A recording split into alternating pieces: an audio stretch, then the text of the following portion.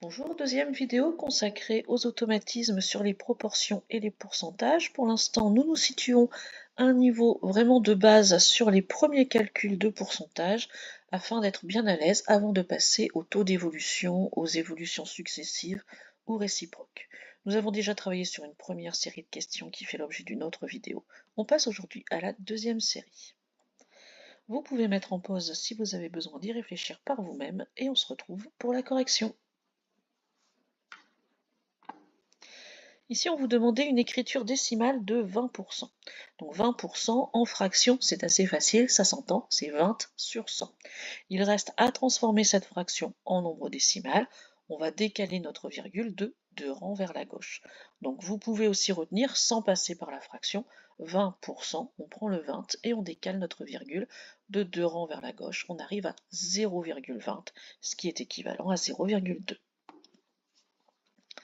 Ensuite, on a 4 propositions. On nous propose un demi, c'est 50%, 3 quarts, c'est 80%, 2 tiers, c'est 75%, et un quart, c'est 25%.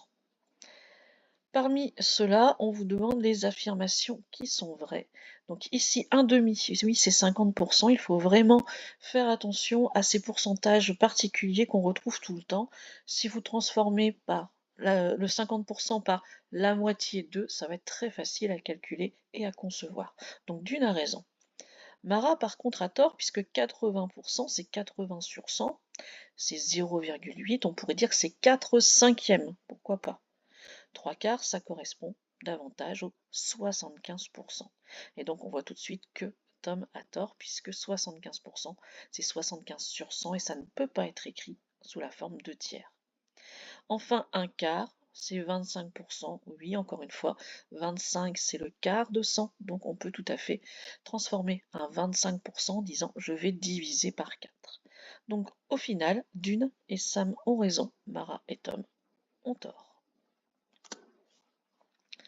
On vous demande ensuite de calculer 20% de 125 euros. Donc 20%, vous pouvez travailler avec 20 sur 100. Vous pouvez aussi travailler, comme on l'a vu en première question, avec 0,2. Puis ensuite, quand on demande de quelque chose, c'est toujours une multiplication. Donc il va falloir faire 0,2 fois 125. Alors je vous propose de se débarrasser d'abord de la virgule.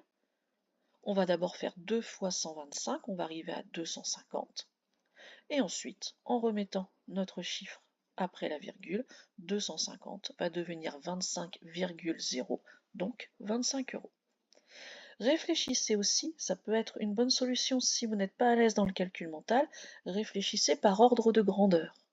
20% de 125 euros, ça ne peut pas être 2500 ou 250, qui sont des quantités qui sont beaucoup trop grandes, qui sont supérieures à 125 euros.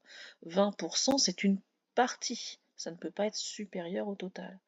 De la même façon, 2,50 euros, c'est vraiment une très faible quantité par rapport aux 125 euros qui sont proposés au départ. Vous pouvez encore une fois réfléchir d'une autre façon. Donc là, on a 3 façons en fait d'arriver à la bonne réponse. C'est aussi de se dire que 20 par rapport à 100, c'est 1 cinquième. Donc prendre 20%, c'est diviser par 5. Et vous pourriez prendre 125 divisé par 5, ça vous donnerait 25. À vous de voir au niveau calcul mental comment vous êtes le plus à l'aise.